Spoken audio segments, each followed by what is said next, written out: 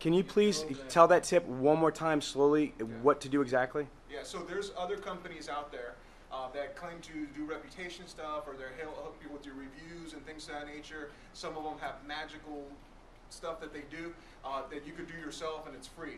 What you can do is you could go onto Google Webmaster Tools, and you could get what's called a review sitemap. Get an extra page on your website, and then put the reviews on there. The review sitemap is a code that goes on that page that lets Google recognize that data. And so when it recognizes it, it can show up on the search results with reviews right underneath your website. And it can show up on the Google Place pages. It's going to help you in a 1,000 different ways. It's adding additional content, all that good stuff. Do you think it's important that it's part of your website doesn't open up to a new window?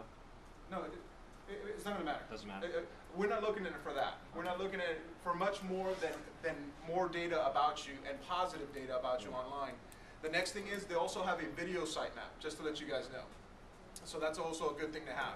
Because if you're adding videos on there, like discussed earlier, a review sitemap, though, is probably one of the most basic things that people are, like other companies, I forget what the pasta reviews, or I forget their names, that they have those kind of systems in place. That's all Dealer Radar has. That's how those reviews are crawling. Okay. That's how they're showing up there. It's because Google's trying to find information about you, but you're not sharing it with them.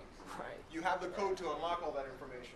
So here, if you see here, Google, again, is looking at that address and looking at things that are similar to you, and it's reading the categories from these other ones, so that's why it's coming up with White Plains Honda, what is that, Nomad? All right, and can you scroll all the way up, please? Up to the top? Yeah. Also, when this is owner verified, there's a thing, just like you could run specials and such, that shows up right here. And I forget what it's called right off the top of my head. However, you go on there, you could add specials, and you could add like events and all this great stuff, and it helps vary some of those negatives. So is this it says owner verified up top, right? So this is owner verified. Right. So even though it's owner verified, even though it's a little bit discombobulated, how do we fix that? So you just log in. Can you click on more right here, and can you go on there and see if recent edits is on there?